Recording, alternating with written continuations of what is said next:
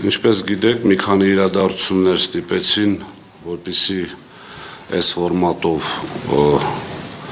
լինի շփում ձեր եւ մեր ժողովրդի հետ։ Նախորդ տարեվերջին հանրային ծառայությունների կարգավորող հանձնաժողովը նիստ գումարեց եւ ինչպես կարգն է ամեն տարի պետք է քննարկվի սակագնի փոփոխությունը եւ հայտարարվեց, որ հետ սպառողների համար սակագինը չի բարձրանում, բայց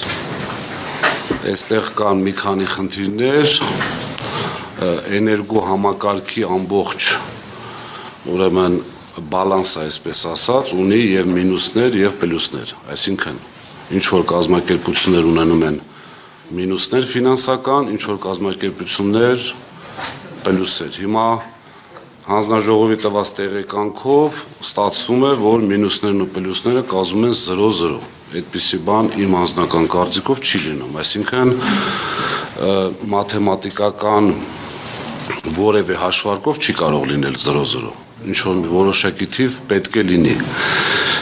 Երկրորդը ուսումնասիրելու պարագայում տեսնում ենք, որ 3 միլիարդ 350 դրամ տրվելու է գնման երաշխիքով արտադրող կայանների բեռնաթափման արդյունքով տրվող փոխհատուցում, այսինքն որպեսզի հասկանալի լինի, օրինակ արևային կայաններ կան, որոնց արտադրությունը պետք է օպերատորը կանգնեցնի, հաշվի առնելով պահանջարկ առաջարկ տարբերությունը։ Այսինքն որոշակի ամիսների, որոշակի ժամերի արտադրությունը լինում է ավելի շատ, քան սպառումն է, որը խնդիր է առաջացնելու, եւ այդ կայանները այսպես բեռնաթափելու, անջատելու պայմաններում կայանների սեփականատերերը ստանալու են փոխհատուցում, որը սակագնի մեջ ներառված է։ Այս գալիս ենք այն մտքին, որ երկու ատոմակայան էինք ստեղծել, փաստորեն երկու ատոմակայանը, այսպես ասած, բաժանորդների վրա որոշակի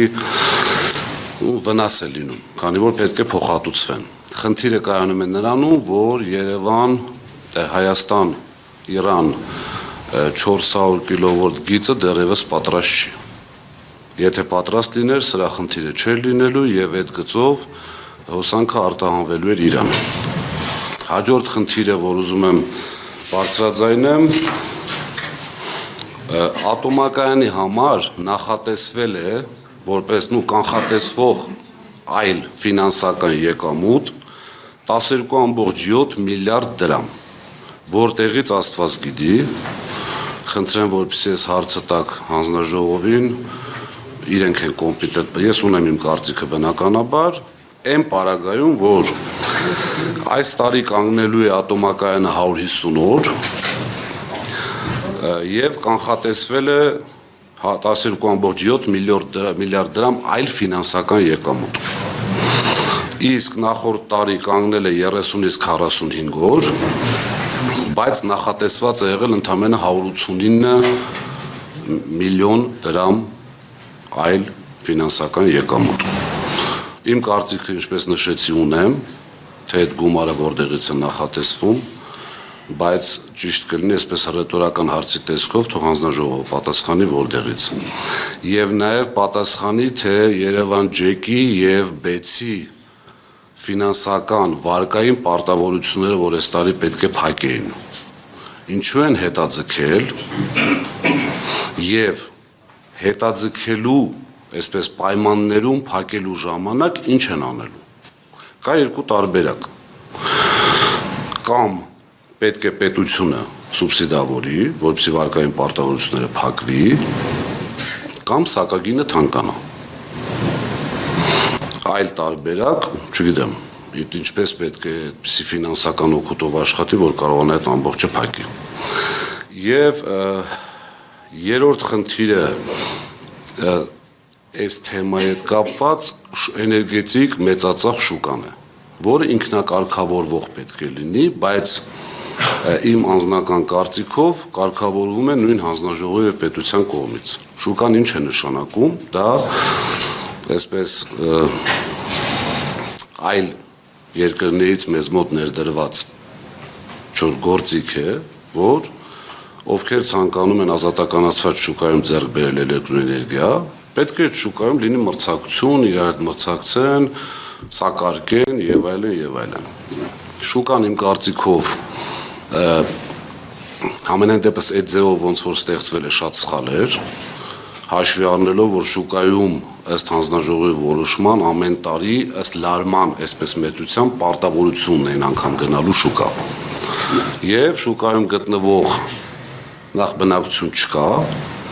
եւ շուկայում սակագինը շատ ավելի էժան է, քան բնակությանը։ Այսինքն ստացվում է այնպես, որ էներգո համակարգից այդ բաժանորդները դուրս են գալիս, այսինքն այդ գումարը չի մտնում էներգո համակարգ,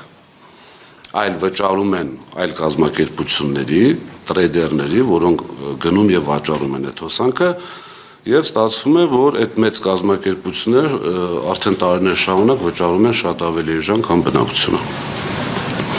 Մի խնդիր էլ գազի գնի հետ կապված, ինչպես հիշում եք, մեկ անգամ նշել եմ, հիմա ցանկանում եմ եւս մեկ անգամ կրկնել, որ գազի դոլար դրամ